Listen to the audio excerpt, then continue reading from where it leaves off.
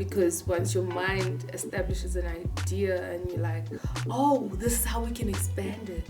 Oh, then, and I like exploring. Like, I'm a very curious person by nature. Oh, just go. And I kept pushing and going, and I didn't realize that I'm depleting and I'm burning out, and I'm doing so great, but like I'm just It's been so liberating to realize that, oh wow, so every stage of my life, every so-called mistake, every moment of shame, every so-called failure has been an intentional doing of God and the universe to get this place. Naturally, when you become a leader, you are a role model, right? And it was trying to navigate and trying to figure out, how do I draw the line? A very warm welcome to you. My name is Busi Finesse, and welcome to VMG, Phenomenal Woman in Media. This is the second episode, and I'm very excited. I'm here with some great, awesome women. We're going to be talking about career pathways and barriers, innovation and creativity in media, the advocacy and the future of women in media. So I'm going to introduce my panel, very gorgeous, gorgeous women. But I'm going to start to my right, and over here we have... Hi everyone, my name is Mpumi Nobiva. Hi ladies. Hello.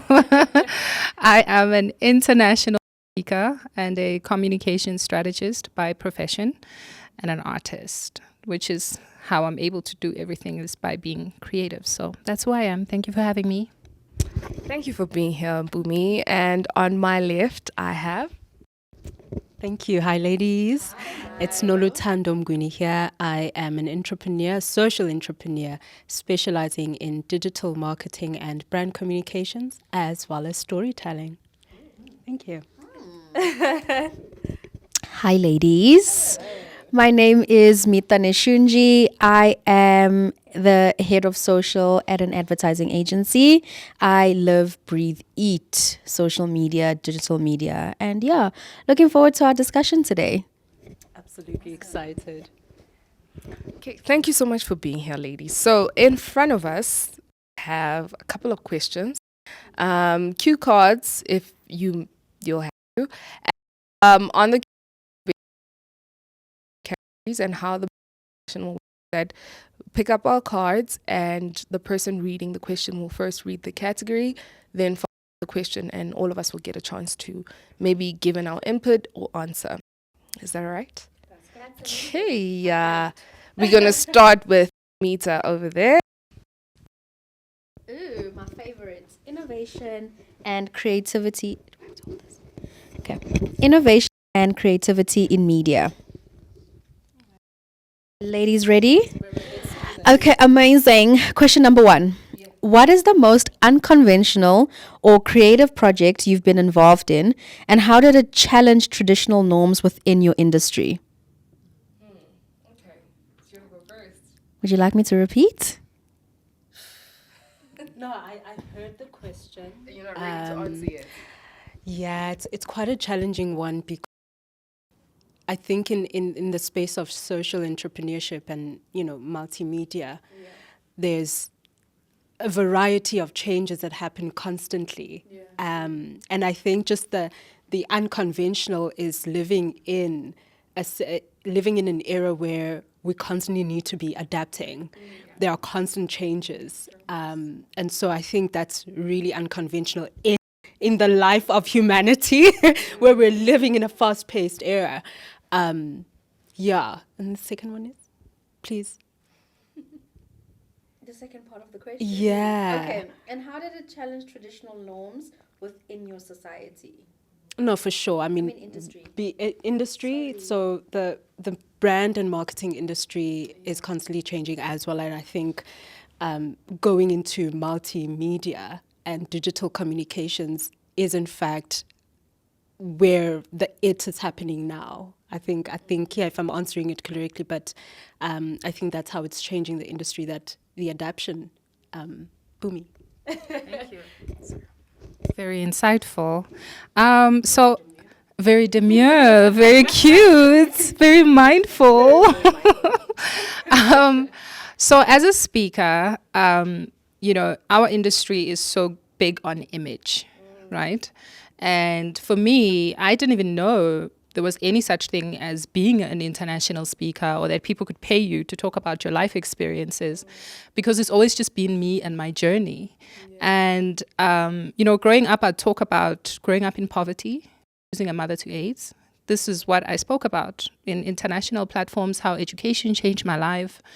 And so naturally, when I had a nervous breakdown in Los Angeles, and I had huge challenges with depression and anxiety 6 years ago, and I decided to share my journey. And it was so taboo. Like, it was wild how people I looked up to in this space, couldn't understand why it felt important to me through my journey, in my journey, at the time, during, and of within, to be a voice. Because I was against the curation, the image, the brand affiliation. And I just could never allow that to affect my process, because it felt like I am speaking for abantu basekhaya. I'm speaking for my cousins, Ntogozo down the streets. That's who needs to relate to me. And it shook the core of the business I was in, because I could tell that it distorted people's perception of me, because I think it would have been smooth sailing had I just When I was really in a tough place, the place I was admitted to, I was told, don't worry, so and so celebrity was just here for her divorce. Oh, you're living in do you know who stayed there? But we never hear of these stories. Because when you have money, you can afford confidentiality and privacy. So then you go and you research, you get the work done, and then you step out again and you're this perfect, and that just never worked for me. And it's been good now because I am building from the ground up, but it's very authentic to me. But I could tell it was a disruption to people who are very set on standards and image, and they wouldn't like when you say hide, because that's not, we don't hide, we curate, we're sophisticated, but we need to be human as well. So yeah. Sure. Okay, that's a tough one for me because I'm just a newbie in the industry. But what I would say is probably creating a space where women can come together and actually speak their truth and, open up doors and support other women. Because a lot of the times we find women hating on each other or trying to oppress each other, or the media bits us against each other. And so creating platforms as such has been the one unconventional thing that I've been able to do. And I'm so proud of it, because me growing up, I grew up with brothers. I had no sisters. And so sisterhood is formed in friendships for me. And so sometimes in friendships, you experience people who oh yeah, friend, you can do well, but not better than me, And I'm such a team builder. I'm if women come together, we can create the most powerful thing there is possible. And it's society knows that. And that's why they'll say, oh, this person is better because they look this way, or this is, you know what I mean? So I think creating such a platform allows for me to break certain stigmas and lead a path in that way. Yeah. Okay, Tando, would you like to go? Absolutely. Cool. Oh, sorry, my bad. She started. Okay, so for me in social media and digital marketing, I think the most unconventional or creative project I've worked on, we have currently a client who is an internationally based client, and obviously they've come into South Africa and they want to localize content, but from a global level they decided that they wanted to shut down all our social pages. Now imagine you are trying to localize a brand, you're trying to let people know who the brand is, what the brand stands for, and do a lot of work around that, and you have no social presence. And the thing about social media and the power about social media that we take for granted is that you have a platform that people can easily access. And what we had to do as our team is we had to now go into dark posts. And dark posts is essentially creating ads that, you can't often see. your audience can see it through targeting, but you as a brand and you as a client don't see the content. So it's like we're not sure of the impact that we're making. And I think, you know, how we moved past it was like, listen, we're not going to let this break us down. What we then did is short form content, localize our content, show South African people, show South African flavor. And I think that is what resonates with people. And yeah, I think that is my answer. What rings true as well in what you're saying is culture and understanding relevance. So, yeah, that's what I picked up. My category here is exploring the portrayal of women and the needs for diverse perspectives. And the first question is, how have you personally navigated the challenge of being both a role model and a professional in your industry? And what strategies have you used to balance these roles while pushing for authentic representation? Okay, I'm gonna go first. I'm gonna try go first. I believe like representation is very important, especially for young girls who wanna, you know, do that certain thing. But if they don't see anyone who is female, who is black, who is doing that, then you know, the dream seems distant or rather unattainable. You know, and so for me, I think being my authentic self, first establishing and knowing who I am and not going with the current to say, oh, I'm going to post myself half naked because that's what's trending. That's what guys like. That's how I'm going to get followers, you know. Harnessing my skill and my talent so that when I do, you know, go to my auditions, I'm a presenter, by the way. Hey now. If you haven't noticed, you know, that's a passion that I have. Also, radio broadcasting is also a passion that I have because I enjoy storytelling. You know, if I'm behind the scenes, I most preferably would like to be a script writer. I believe stories are important to establish that representation because if someone can tell a story of a similar path, it's like, oh, okay, so these are the steps that Mita took or Tando took or Mpumi took, so I can, okay, then someone can forge a path for themselves as well. So just being authentic, knowing who you are, and being grounded in that so that when you're in big rooms, like Mpumi was saying, you don't say, oh, this is how they do it here, so I need to do it this way. But you can retain that authenticity and just say, hey, world, this is who I am, you know? And yeah, maintaining that also. Yeah. Great answer. Great answer. For me, it's been telling my story. It's been, and it's messy. I mean, like imagine being anxious or depressed and still telling it. It's like, what's happening? But those who know. Those who get it, right? And it's been healing for me because it works as a psychological tracker of where I am in my reality. And I've always viewed myself in the greater context of the times we're living in. We are in a mental illness epidemic, right? Epidemic. It's and we have very high suicide rates. And we have one of the highest alcohol consumptions in the world. And we are also the most dangerous society. So when you pile up these issues, you get a very clear, there's a lot, right? And, you know, during my speaking days when I was based abroad, when I would come home to speak in South Africa, the worst and most heartbreaking stories of suicidal ideation, depression, and unhappiness would come to me after I speak at a corporate or a bank. You know, my talk, contractually, I'm there for like 30, 40 minutes, but I end up spending 2 hours because people cannot hold it. They're just falling apart because we have built capitalist structures that enforce the idea that I have to leave the essence of who I am at home and perform. That's slavery. There's an issue with that, right?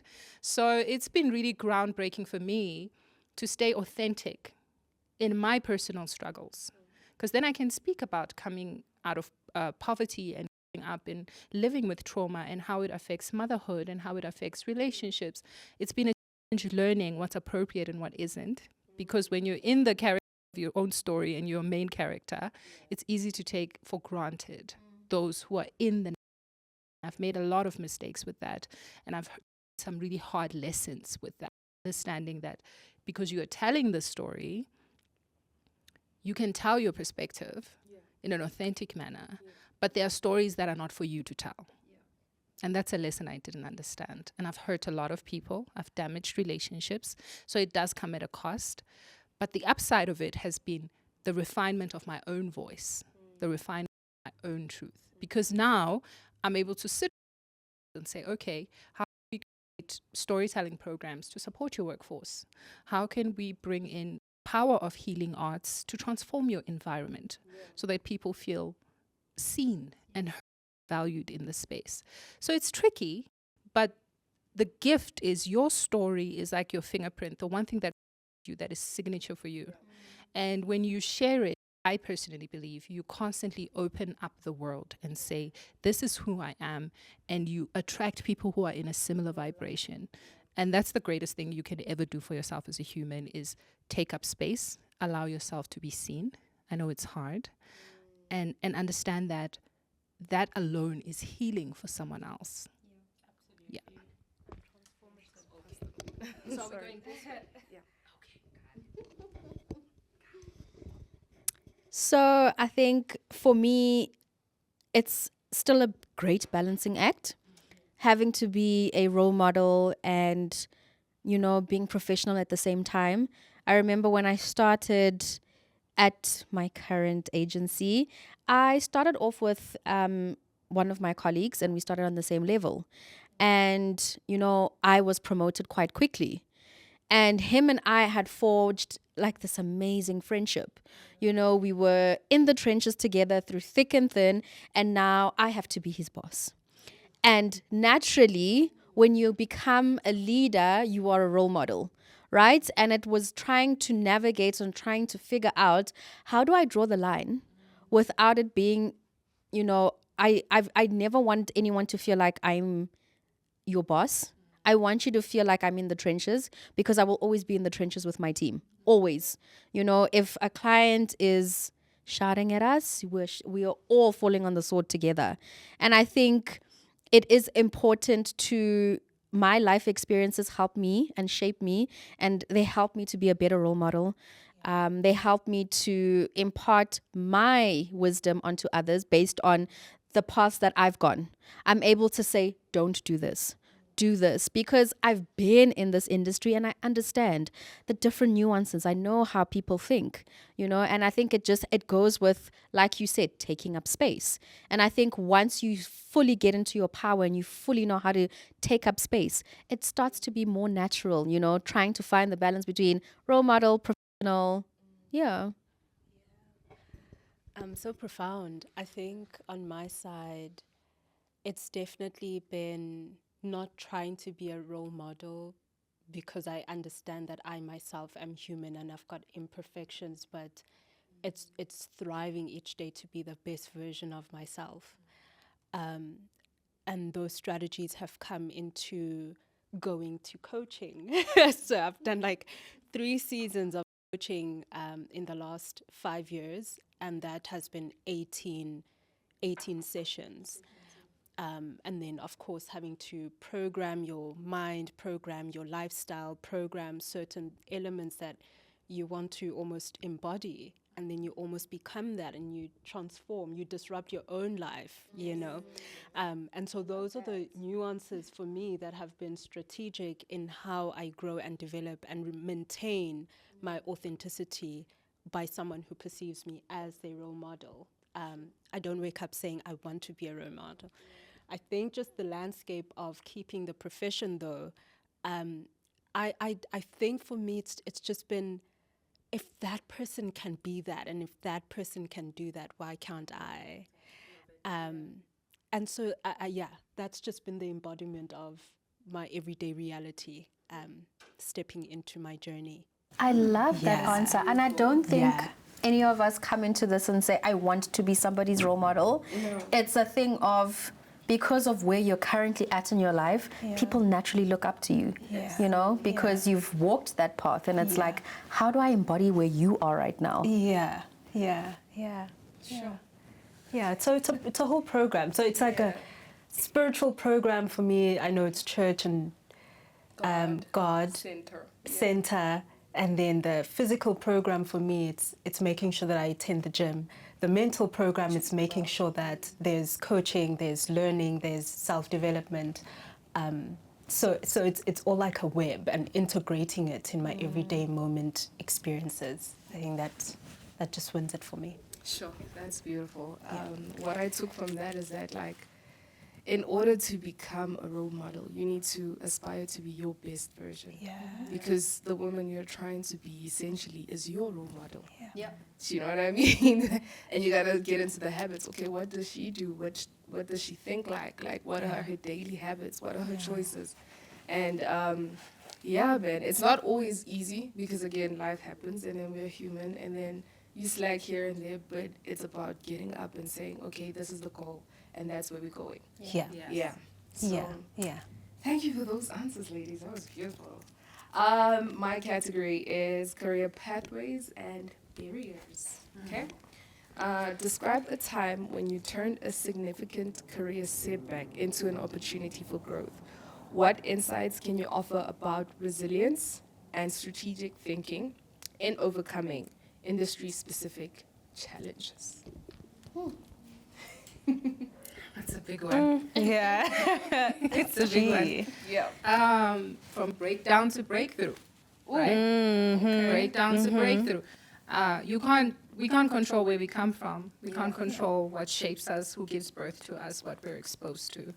And what we know from a neuroscientific perspective is that even if your mind can forget it, your body never forgets. So our life experiences do catch up with us. And for me, it's been so refreshing to find my power within that destruction, to actually learn that the so-called moments that are seemingly the most destructive and done for, it's over for me. Like From a spiritual, from a metaphysical, back to life. from a storytelling perspective, that's the call. Yeah. All of us are on our own hero's journey. True. And stories have a pattern. Yeah, they do. And every story begins They do. with destruction. Yeah. Something happens Yes. to call you out, Yeah. right? From a point of no return. From a point of There's no no return. returning. Yeah. And when you do return, you're not the same. Absolutely. Right? You can't be. And you can't be, and you shouldn't be, right? So it's been so liberating to realize that, oh wow, so every stage of my life, every so-called mistake, every moment of shame, every so-called failure has been an intentional doing of God and the universe to get me to this place. Because now, for instance, I work with clients around the world coaching, and I'm so shocked at how our initial work is, okay, to develop you as a speaker or to work with you as a brand. Yeah. And naturally, you're going to need a strategy for that. You're going to need a strategy that will align all your capacities so that you're in your full power. Your Absolutely. mental capacities, your spiritual capacities, your physical capacities. Your emotional Your capacity. emotional capacities, right? And as you build the strategy where you have the vision, the goal, the objectives, the tactics will always align to they speak to what you do when no one's watching. What are you doing every day Yeah. to align you in this moment to that goal in Right. the future, Yeah. right? And the shocking thing for me has been realizing how no matter who the client is, no matter what they do, it always boils down to some sort of spiritual component Absolutely. of this is how I wake up and need to ground myself so that I align, So that's been really big for me. I hope I'm answering the question fully. It was a long one, a long, juicy one. Yeah. But those are the you insights are. I Yeah. can share about resilience and strategic thinking is to not run, stop running. So when chaos hits, don't run. Surrender. Drop and roll. Stop, drop, and roll. You think Surrender. the thing with surrender is You gotta that do it. when you surrender, you like admit to defeat. You're Yeah. like, okay, I couldn't do it on my own. Absolutely. Like, But that's how we're programmed to think. I used to think it's failure. My mentor would say to me, be still and know, let go and let God. Surrender. I'm like, my job. I've been doing this since I was 9 years. You know? But surrender is actually very different than that insight. What I've learned surrender is the part of you that is in with that thing. Like it has to be this and people are then surrender is not actually losing power. It's falling back into your power. There's a difference. Because when you are battling with that thing, you're using up energy. You're working with it based on preconceived ideas, people who've done it. So you're not necessarily in the miraculous realm of life. Yes, because you're relying on yourself.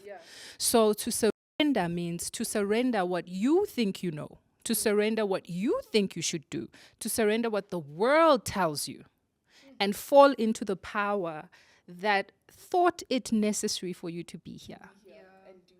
And that's a powerful thing because then you are free. You just let it take you. And honey, there will be moments of shame. It'll be embarrassing. It's going to be messy. It's going to be humbling, honey. They're going to say some stuff.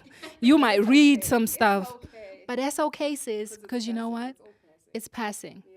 And it's yours. Because at the end of it, then you have the treasure of this whole experience and you get to decide, what am I going to do with that? And that's true power. Oh, sorry. I keep messing up the rotation.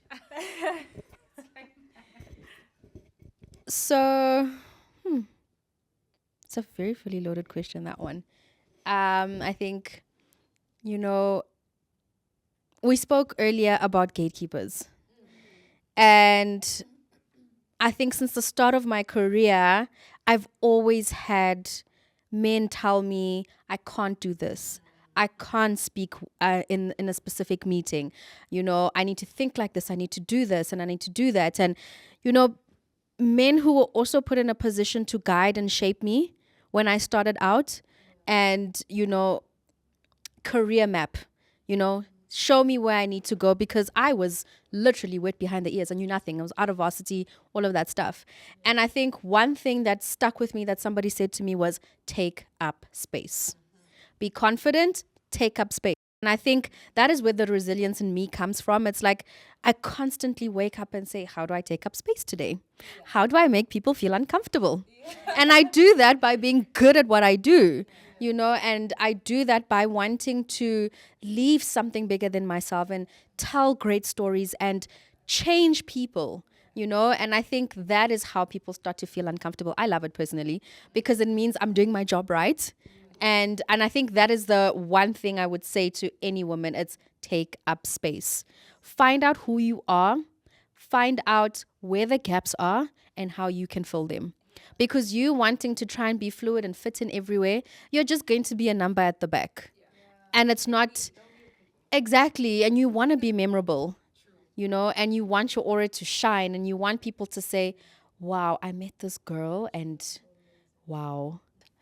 Not necessarily a career setback, but a setback in my personal life where I had the urge and the urgency to just pause in working because since high school, completing matric, I then went into working full time while studying for like 5 years of that, 7 years of working full time and studying full time.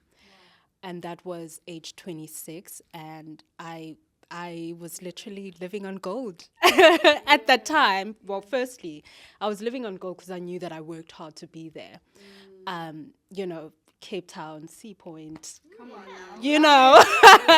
and I'm just alone, independently.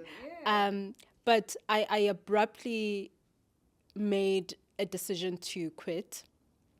And within a span of 5 months, lost everything, the apartment, the almost 50,000 Rand savings, like every investment had to pause and cease. So, and I was also doing my first year in my honors in strategic brand communications at Vega. And then, my life took a turn when I actually just said, pause, I'm depleted of this journey since starting grade 1. I haven't stopped working. I haven't stopped, studying, growing. And then I didn't know where to from there. Honestly, I had lost the God in me. And then I was on a journey of healing, and healing from many of my past, I would say, traumas or identity crisis, and understanding, cool, I'm transforming into my womanhood. I don't know what that looks like. Who's modeling that in my life, Um, and I would also just bless my mom for helping me through those years, and almost just anchoring me, and just always being I believe in you, just go, just go, just go. And I kept pushing and going, and I didn't realize that I'm depleting and I'm burning out, and I'm doing so great, but like I'm just sengiphelile ngaphakathi. So that was when the pivot took point in my life, where I had to take myself seriously after, I think, 2 years of working on myself, of sleeping, sleeping, and just affording myself the pleasure to just be still and recount what do the rest of the years of my life look like. Wasn't that great? It was About how good that is. oh To just sleep. to just sleep. I wanted What to day know, is weren't it? you anxious? I was not. Okay. I think the anxiety in the beginning came in simply because you go into panic mode. You're like, okay, you go into what now? flight freeze, sort of, Sure. because I had everything together. Now I'm just nothing. Now you're trying to I you're like, piece okay, what's everything. left? What can we do? Thankfully, the light shed when I knew that I had worked so hard to earn the degrees and certificates and the skills, that was my anchor into my next revolution of who am I becoming, who am I transforming into. And so then I started my first year of business while trying to really understand, like, where am I going into, what am I doing? And I started, it was a huge flop. I had to redesign in year 2, 2022, the 1st of September. I then went into my first year. I then registered my company, the second take 2. And then the journey was, I was very uncertain in the journey, uncertain of myself, uncertain of, what this world looks like, because I've slept for the past year and a half, almost 2. And then, I think the transformation, I had to go into the second leg of my coaching season, because I didn't know what that looked like for me. And went into my first year of business. The transformation happened. And then I did entrepreneurship as flighting and building the airplane while it's flying. You're just, and it's flying right now, and it's flying. And I didn't know, the strategies were just to work on how do I, God, like you told me this vision, but how do I even bring it to life? So it's trusting the process. Surrender moment. I know what I've been doing for the past 7+ years of my experience in communications, and then studies in brand and working in film productions, and the list goes on. But all this to say is, going into strategy mode is all about just surrendering what has been placed forward and what you have been doing, so that it can manifest at its time.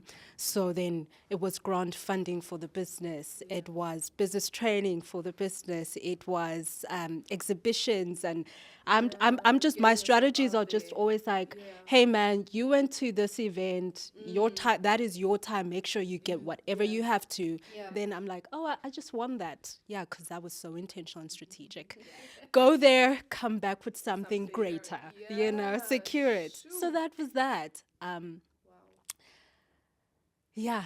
There's so many things that have been happening in my entrepreneurial journey, but it's always just putting in the work, and always remember to revitalize yourself. Amazing. Yeah. And we often forget that. Yeah. So proud of you, ladies, for forging forward. Like, sure.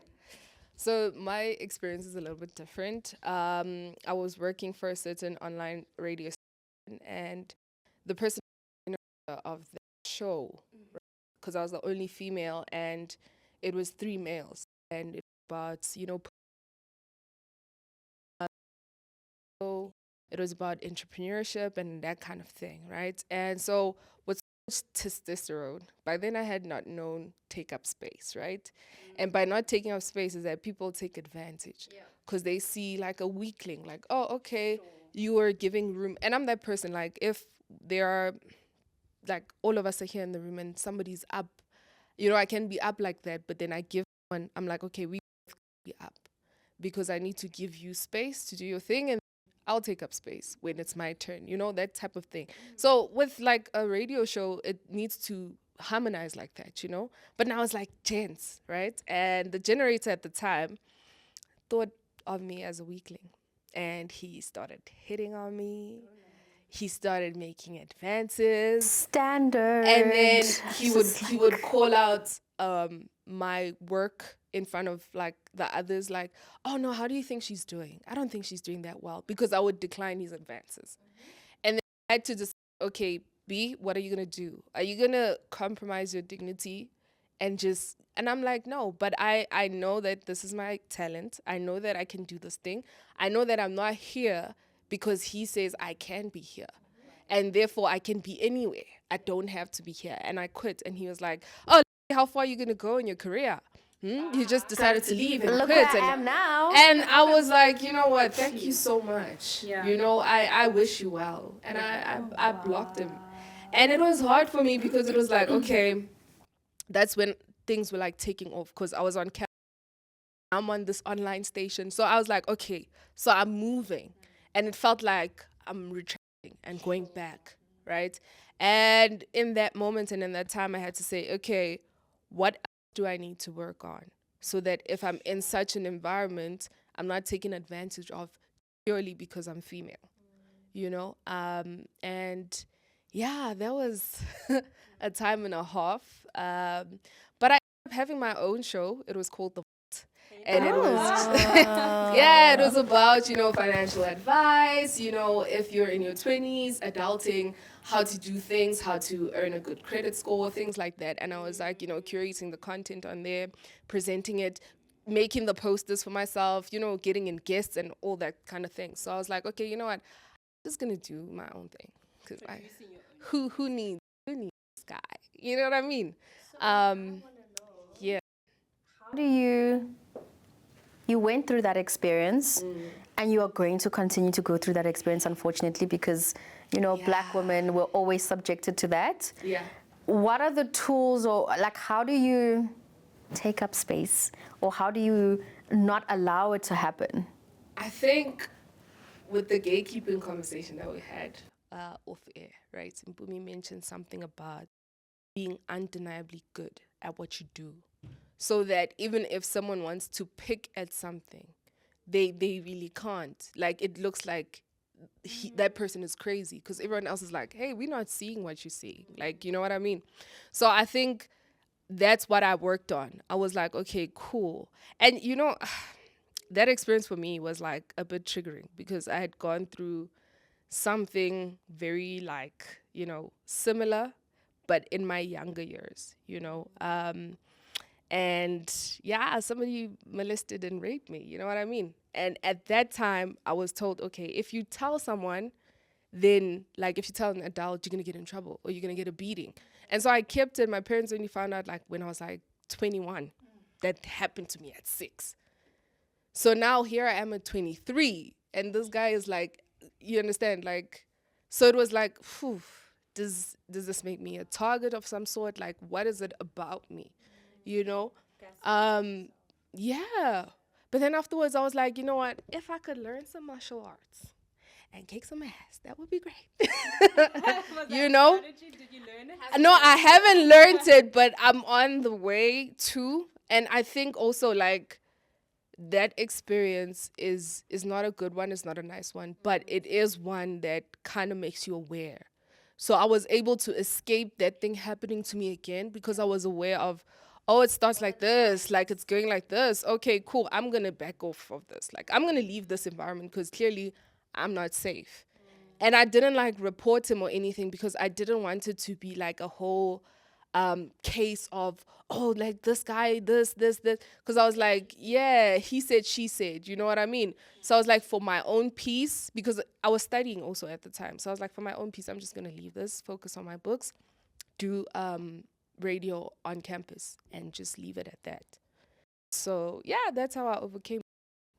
What's a way you utilize digital media to create a significant impact or breakthrough in your field? What did you learn from this experience about power and the limitations of these platforms?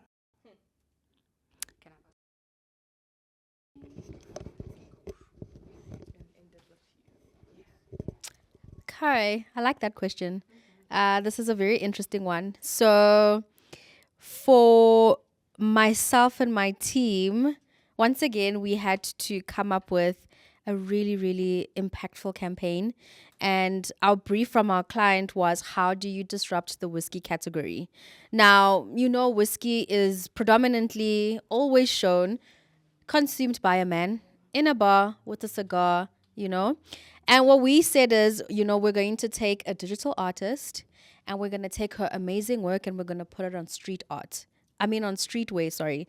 So it was a fusion of street art, streetwear, and it was a culmination. So it was a social campaign, a digital campaign, but we made social because we unveiled this campaign at Kunye, and I think it's like one of the highlights of my career because it's like, it was just speaking to all the passion points of the brand and speaking to all the passion points of what we as South Africans love, because we love to party, we love to drink, and we like to look good doing it.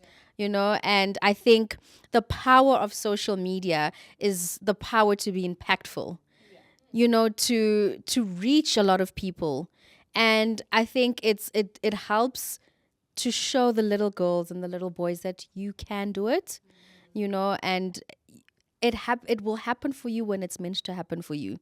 Don't try and force things, because when you force it, you become in this very uncomfortable space, and you take in everything. And if somebody says to you jump, you ask how high, because it's like you're, yes, imposter syndrome, and it's like you're looking for this validation and you're looking for this fame. And yeah, and I think that is the power of social media. Yeah, totally. I'm glad. So good. I think social media has become a tool of social impact. Why am I going blank here? I'm really passionate about the topic, and having the conversation. And I think just the essence of imagery and the essence of text and what people see online is so important. And that is why I've almost planted my seeds within the multimedia industry, simply because for me it started with television and seeing things and hearing things and learning about things. But now we've got this beautiful space that allows us to be more dynamic than a constricted or restricted, box. So I've been enjoying the journey of just publications for clients, a dynamic and a diverse set of content layers, because in story we learn that there are dimensions and layers within what you see and within the journey of a character. And I've been enjoying the journey of really impacting not only the clients but connecting them to their market, the audience, and how that really changes the landscape of someone seeing that, the landscape of someone knowing about something. And I genuinely see such a narrative, an innovative narrative in South Africa, where we can lean towards truthful, ethical practices online that can not only educate but it's a dynamic world that exists there. I think just the truth of what this platform can bring to someone who's just waking up and popping up. Like, I find so much inspiration with Morgan DeBon is a serial entrepreneur in digital media, multidisciplinary. I think group yeah. She's got a BMG, so Blavity Media Group, and in that group there's a set of various digital publications, strictly for Black. Absolutely. And I was like, hold on. This is cool. This is great. That's what I do for my clients. That's what I do for a fully engined, ethically practicing publication that they can own in the long run, grow, and find a dynamic way of then monetizing the platforms and partnerships. And that literally was one of the reasons why I birthed my company, because I needed to see that live. And so yeah, I really I love doing that. Right, so my next question is under exploring the portrayal of women and the need for diverse perspectives. Can you share a specific moment when you felt the portrayal of women in media directly impacted your work or career? And how did you address or leverage the situation? Every day. Totes. Every day. Oh, this is a very interesting one for me. My mom is watching, so I'll try and be very sensitive. So we had a client come to us, and his product was sex toys. Very interesting. You know, my team and I were so excited to explore what this content looks like, because you know how sex toys are often portrayed. A woman must always just look raunchy, or it's just so distasteful. And cool, we put our pitch together, we presented to him, and we were just like, we made it very feminine, very much like how we would speak to each other. And he was like, this is not what I want. We want the sex. We want. So it was sensual. Yeah. Yes, it was sensual. You know, like how you feel, run yourself a bubble bath. Yes, do all of these amazing things. We were going to do a roundtable discussion, you know, and just speak about all of these things. And he was like, nope, sex sells. Wow. And needless to say, we didn't get the account, because I think if we had gotten the account, I wouldn't have felt comfortable enough to do anything around it. You know, oftentimes I consume a lot of ads on a daily basis. And there's a specific one, and I don't want to name and shame, but there's a specific ad that I constantly watch, and I feel like there's men sitting around a table feeling like this is how women are at that time of the month. And I'm curious. listen, after this, I'll tell you. And, you know, oftentimes I feel like it's ads that are meant to be for women are created by men who feel they know what we need or what we feel like. So they're on the outside. They're on the outside. That's what I'm saying. Like, you have to have the experience to actually know what it's like. Exactly. It's like someone saying, maybe don't do that, do this instead. Or maybe wear this, don't wear that instead. You know? So, yeah, that's just one of my experiences with that. Yeah, I'm going to be a bit of a devil's advocate on this one. It takes me back to a time when I was speaking internationally, and I was giving a keynote for a client whose event was hosted in a church convention. Okay. I know, so we know where this is going. Yeah. And I'm just literally coming off Canada, doing 10 cities, no team, plowing through the snow with my suitcases, booking my clients myself, getting another invitation, going online, getting a dress, like no team.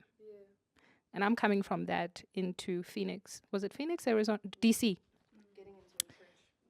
And I arrive and, I get to Rent a Runway, which is where you buy dresses, rent dresses. And the dress that I want, because I'd usually go with conservative, because I have big mentors in the game, mogul status. And I've been taught the game. This is how you do it. This is. And when I get to this particular Rent a Runway, the dress that would get the approval of everybody is not in my size. And then the lady offers me a blue dress that has cleavage and it's like bodycon. And she keeps insisting I try it. And I'm there with my host mom and I try the dress. And I kid you not, it was like magic. I was like, ah! It was like Cinderella. Is that you? Is it me? Like, what? And I kept thinking, but the boobs, it's so boobylicious. I don't know. I didn't even know I was going to a church. I was like, it's so boobylicious. But there was this feeling. There was this feeling I'd never seen myself so beautiful. I just get emotional thinking about it now. And then it doesn't help people coming into the store. They see this girl bold in and they're like, wow. And I'm like, I'm taking it. Yes, give it to me. Okay. So, and the whole time I'm sending my host mom pictures. I'm like, I don't know. I'm nervous because I know who my mentor is and I know where this is going to, I don't even know about the church. Cool. Get to the event and it's at a big convention center. This is what threw me off. It wasn't at a church event. It was at the convention center. And they're in education. So I didn't make a connection that, well, the leader is a church singer, and so his following is going to be church folk. I'm thinking convention, DC. This is great. Education, great, right? So I show up to the carpet, and the carpet is actually still fine. Oh, before I show up, my mentor calls me because this is where it gets worse. The client who booked me is one of her close friends. Oh no. And they're in network and this together, right? And she's so happy and proud of this moment that she makes a pledge $1 million because we're fundraising that night. This story is getting so interesting. Woo! That thing burned me. Here's what. She. Cool. So she says, I want you to be the one to make the announcement. Okay. I'm excited. Gonna hit it. Great. Get to the carpet. What's his name? Kevin Durant. His mother's there. Terrence Howard. No, Lorenz Tate was one of the cute one from Power. Love Jones. We were co-anchoring together. Cicely Tyson. The legendary. The one and only. On the carpet. Sure. Okay. What are they all wearing? Just as a Business formal churchy stuff. So I am there like Beyonce. Cardi B. The dress is long. It's just very booby. And also I'm bold. So there's skin, but it's got that Wakanda-ness, the attention. Yeah. It's like, I can see something is not. It's getting tense because I'm generating a lot of attention, but it doesn't feel right. So I get through the night and stuff like that, and the whole time I'm just wanting to shrink because I'm like, something doesn't feel right. So I get on stage, I share the big moment. People are having a great time. It's a big thing, $1 million donation. And then a mentor of mine who is in the space, another mentor, takes a picture of the moment, but the angle that she gets the moment is very booby, and sends it to my founder mentor, who is the $1 million pledger. So she's seeing her $1 million moment in a wardrobe malfunction. It's not like I had a spill out, but it's just like, it's not the kind of church situation. And it was so damaging to our relationship. Yeah. Because she's a big woman in media. So her image, her extension, her affiliation. But I am Umpomi. I just did Canada. I'm exploring my dreams and I made a mistake and I'm feeling like I'm being attacked. Like I made a mistake. I don't have a team. I don't have anybody there for wardrobe. I don't have an assistant. I don't have somebody double checking to say this is what you're doing. So it just, right? So it just became this clash of what I think is different generations in media. Right? And so it was a burning experience, but that experience also did something in me. It awoken the part of me that is so fierce about my own body and power and how I get to define, right? And then being a mother, I've been a mother for 3 years now. It's revolutionized everything because it's such a visceral process of mothering and bearing and laboring that my sensuality, my self understanding is intrinsically connected to my power. You know? So there's something there. And I'm lucky to be able to explore it in the creative side of my business. So if you look at some of my art, it does give a bit sensuality. I can't wait to see it. But I do it intentionally because I'm finding healing in the sauna, in the steam room. We're all there naked. And the reason I'm drawing women in their natural element is because that's where the healing is happening. And I'm also challenging these norms in media where if you are to see a woman in her nakedness, I have one right now. Her name is Dream. She's facing the other way. And I often ask friends, what do you think of this artwork? Because I like to be cheeky also. She's naked. She's not seductive. It's not sex, but she is naked. And I deliberately put her in a thong. She's facing that way. And she has a flower bouquet coming over her. Now, in my journey and my process, that's a version of myself when I'm in my innocence, in my safe space. And I'm not looking to be observed. I'm not looking to be complimented. I'm not looking to be objectified. I am literally just in my element. I'm letting it. And I'm challenging the norms because some of my sister friends will see it and be like, but for me, it's about modesty, right? The reason that challenges me is modesty. And then I challenge it and I say, well, she's in her own space and she is in her modesty. Could it be, but by whose standards? Could it be that it is the culture that has sexualized us so much that if a woman is just to come and sit here in her own true essence and not be evocative, not be provocative, but just sit, is it impossible that our culture can internalize and experience that moment without sexualizing it? It's not, and that's a problem. That's a problem. So it's an uncomfortable place for me to find myself because I have professional clients and I have a professional business. But there's the artist in me, the real person in me that's like, I've kind of had enough of this. I've had enough of the world having a voice in negotiating my power to myself. That is a deeply personal thing. So I love the question. I'm still in that. On my side, I think the journey of representation of women in media shaped me. I really believe the positive has had an impact on me more than because I'm able to just sift out what is for me and what is not because I know myself and I know the essence of what works for me and what doesn't. So from a very young age, while reading either Destiny magazine, which was such an influential magazine at its time, it was a pivotal point for me to really see, she's the cover of a magazine, and I'd see myself there. I don't know what it was, but just the essence of really realizing that, man, I'm powerful as well. I'm that woman. I'm what I'm seeing in her. And then working into film and television, working with production houses where it was women-led narratives because that's what Channel is pushing for. And the positives of the resilience that women have. I'm like... Okay, got this. Why can I not be that? And I was in perhaps those little moments of working on set as either a production coordinator or production assistant, or even in the writer's room where I'm conceptualizing a woman's emotional journey. And I'm like, that is my power. You see that turning point of that woman? That's What amazing. I want.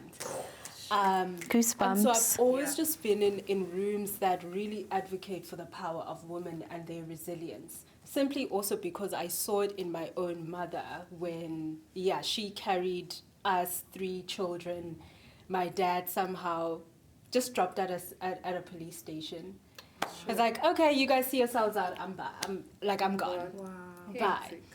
And so I think her resilience also just sort of it was a tangible experience for me to really realize See that it, yeah, Gee, in real man, time. in real time, gee man, we can push through. Like, we're so amazing. Yeah. I love it. I love it for us. And then obviously going in entrepreneurship, and even through my journey of being employed, I was always around women who were just advocating for the advancement of women, whether Sure. be it black or white White, CEO, yeah. a white manager. I was almost, transformed in that environment because I was a black girl sitting across the CEO's office, and then my manager's right there as well next to that office, and it was an open plan, and constantly my ideas were just always, seeked for, and they wanted that, Love it. That's and amazing. so I really got transformed throughout my personal experience, through my workspace experiences, up until this moment where I do have clients who are also just like, Black Girl Magic, we're here for you. Not even Black Girl Magic, I think it's just the wisdom Women, yeah. in me, the woman narrative. I think that's just always been monumental in the journey of my life, personal and professional, and even for my sister's keepers. So, But Black Girl Magic, love it. yeah. You know how they'll say, oh, she made this decision because she's emotional. And I'm like, no, we make this decision because we are nurturers. We see all sides. We are objective. We are. Exactly. But that's. But that's my thing. We're able to see, should you do this, this is what's going to happen. If you do this, that is what's going to happen. Therefore, let's do this instead. But because a man can only see, then you always want to doubt a woman's power and doubt her intuition and doubt what she's thinking and make her feel like, that is not right. How do you foster a culture of creativity and innovation in your work environment? And what practical strategies do you use to encourage out the box thinking among your team or peers? Any takers? Like, I can't wait for your answer since you got a team and everything. Yeah. So I don't have a team, but I have Yeah. clients Yes. in different spaces, different. And the one through line that I've discovered in creating these personal development strategies is to begin with a vision. So a vision is very unique to you, but what it does is it opens up the universe. And then I can challenge you based on your vision, because in most cases what I'm seeing is the people who show up, who are running the business or leading, are not always the same person who is the visionary and has the dream. The people who are showing up are people who have been shaped by society and culture and wondering why they feel so muted or invisible or unseen or walked over. And I usually argue it's because you have given away your power. You have disconnected from your internal visionary eye. So the way I challenge that from a creative perspective is to always call them to the reality of their dream. Call them to the reality of their vision, and then we reverse engineer it from that space. And usually the work and the insights and the answers are so groundbreaking. And it's not even my doing. I'm like the person who helps you find your way home.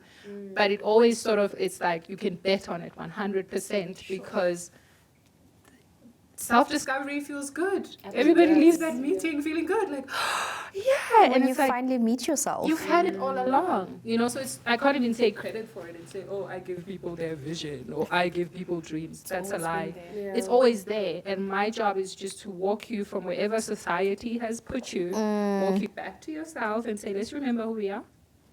Let's remember why we started this. Let's remember that. And let's envision what that feels like. Let's remember amazing. why we do this.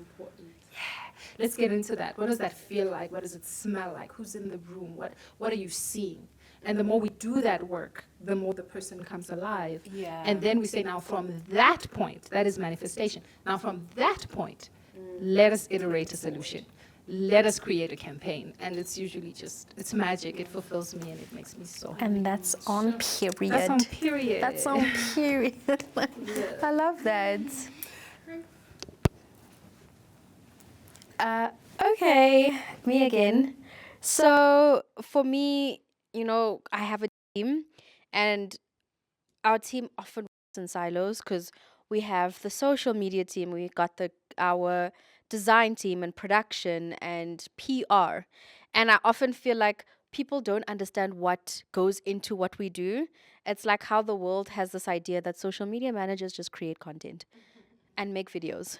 So I saw this, and you'll get a social media manager briefing a designer, and a designer doesn't understand why are we doing this. We need to stick to the CI of the brand, and the social media manager is like, listen, we've done social listening, we've conceptualized, we've strategically thought about why this is important and why this needs to be placed here.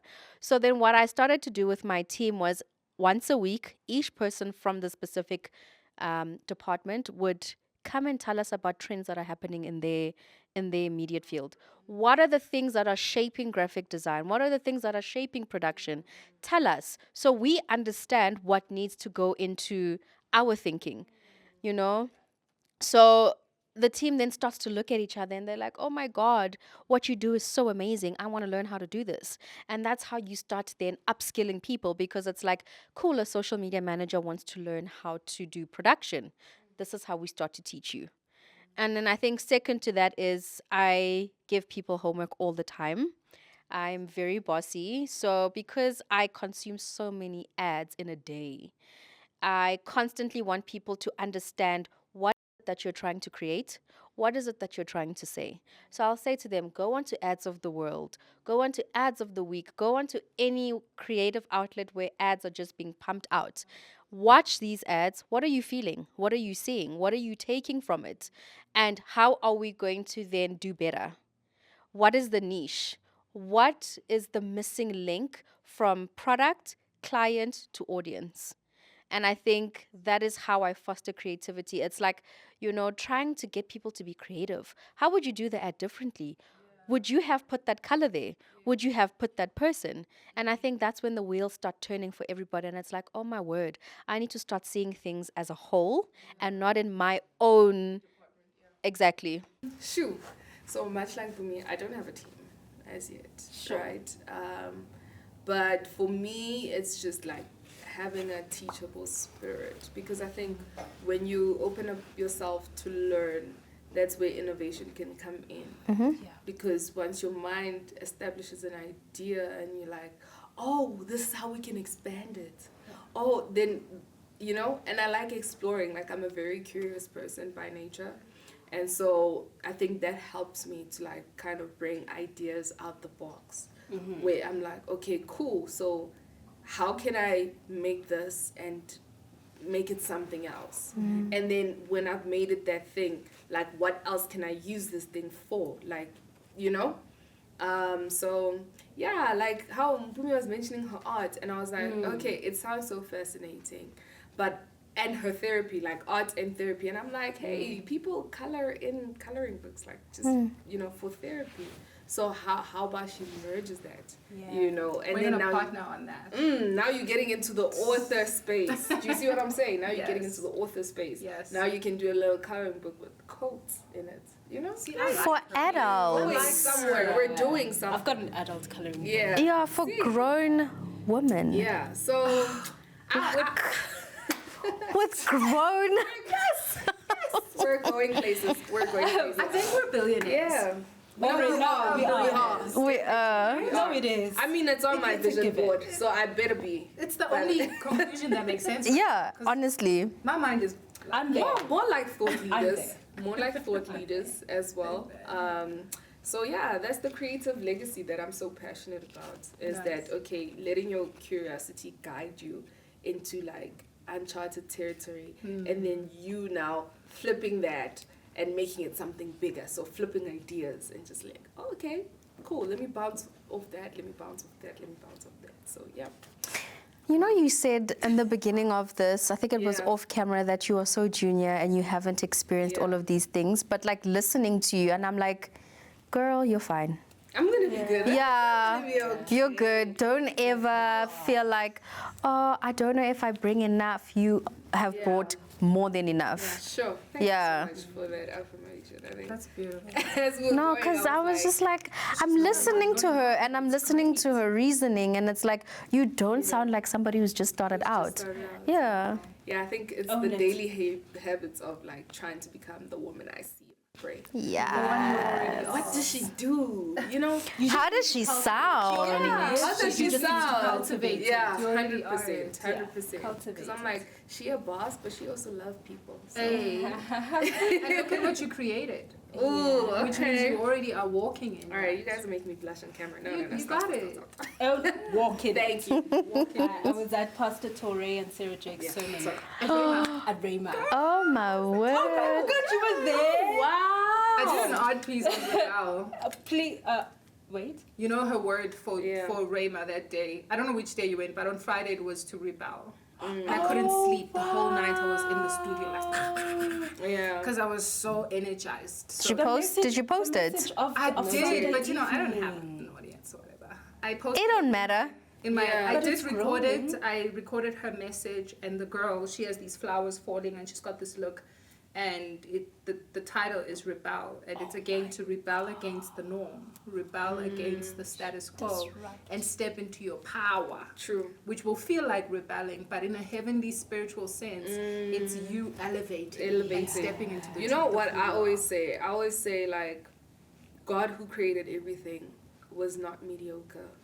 Nor was he logical according to our understanding. You know, he's an out of the box God. So the thing is, like, if he created you in his image, that creativity, it is within you. You know, it's about connecting to the source that powers it. And then therefore, don't live a mediocre life. Don't be basic because the God who created you isn't. Do you know what I mean? Yeah. So yeah. I'm glad that we are connecting with just this memory. But what you're saying, Pastor Torre said just now that we've gone through this tour, the core message is that everything is here. Walk in it. Like his last words were just walk in it. And I remember, and he was like, walk. Like he was just like, and I was like, that paved the way for me. Something just shifted. Oh, beautiful. Yeah, something just shifted. So God is working his magic. Amen to that. And how you keep tabs with it. I also have my nightly, right now I'm in the scripture of Samuel, and I was like, God, the scripture is this book is confusing. Like what do I do in the beginning of Samuel? I don't understand what's happening in the story. And so I gave it some time, and I continued reading. And as I'm continuing to read, there are certain revelations that feel so reflective of the reality of my life or my journey. So yeah, I think nothing happens by coincidence. absolutely, Nothing at all. absolutely. Yeah. So yeah. Shoo. Okay, so we had a mouthful to say, and I believe the conversation was fruitful, and we have a lot to take home as well. I just want to thank you guys for, you know, putting aside time, coming in here, giving your valued inputs and experiences and sharing. I think a lot of women will benefit from this discussion, and hopefully everything we talked about, all those dates, you know, they come into fruition, and we can curate that space for females to thrive. Yeah. Ideas shared are trademarked. The ideas shared are trademarked. You heard it here first. Yeah, we really did. We really did. Imagine the amount of ideas off camera. Yeah. Okay, so this has been VMG, Phenomenal Woman in Media Panel Discussion. I am Busi Finesse, and you can find me at Busi Finesse on all social media pages. But if you want to follow a production company that's doing amazing work, it's a Vusi Media Group on Instagram, YouTube, as well as TikTok. And I'll hand over to Mpumi, am I right? I talk a lot, but right now I'm speechless because I feel like we've said everything. But I just want to say thank you to Vusi Media, to my co-panelists, and to yourself for this beautiful, insightful moment. I think coming here, I had a lot of ideas about what this was going to be like, and I had no idea at all. Because it's been so beautiful, it's been so affirming, and it's been so insightful. So thank you so much, and I really do hope that we will work together. To viewers at home, my name is Mpumi Nobiva. My Instagram is Mpumi Nobiva _ the only, and for the work that we do is flourish _ harmony. I look forward to learning more and hopefully creating more in the future. I just want to also take this time to thank Wusi Media Group for just embracing us and creating this space where we can come and share our disruptive and lived life of leadership. But my parting words is just to really thank the woman Bumi and Mita, as well as Wusi, for your narratives that have shaped the future of where we stand now and how we see the world. And also just shape us internally as we leave the room and live our lives outside of here. And that may wisdom continue to guide us, and that we may be disruptive in our own guided way through this life, and have a meaningful and enriched legacy to live beyond our years. So I just want to thank you. My company's name, Nono Communications, is at Nono Communications on Instagram as well as LinkedIn. And then my LinkedIn name is Noluthando Mguni. Follow me on Instagram as well at Forever Tandumguni, as well as Twitter at Forever Tandumguni, known as the social media hun. Yeah, and that's it. Be enriched. Thank you so much to you, Busi. Thank you for sliding in my DMs, girl. I love it. Thank you for, creating this space, and thank you to Vusi Media for, allowing this, and I think my parting words to women, and I think I've been saying this the entire time, is please don't be scared to take up space. It is so important to take up space. Be confident in who you are. You are a force to be reckoned with. For the fact that you are a woman, you are a force, and that has already done the work for you. Women that have come before you have already done the work. You just need to take up space. And I think I'm very open to, helping women. If you are wanting any kind of guidance, even if you just want to talk, I'm here. And then my Instagram handle is at meet_her. And follow me for more content. This has been VMG, Phenomenal Women in Media panel discussion. And I've enjoyed having you here as my audience, as well as having my guests here as well. For more, you know who to follow: Vusi Media Group on Instagram, Twitter, and YouTube. And yeah, man, be fruitful, flourish. Flourish. Flourish.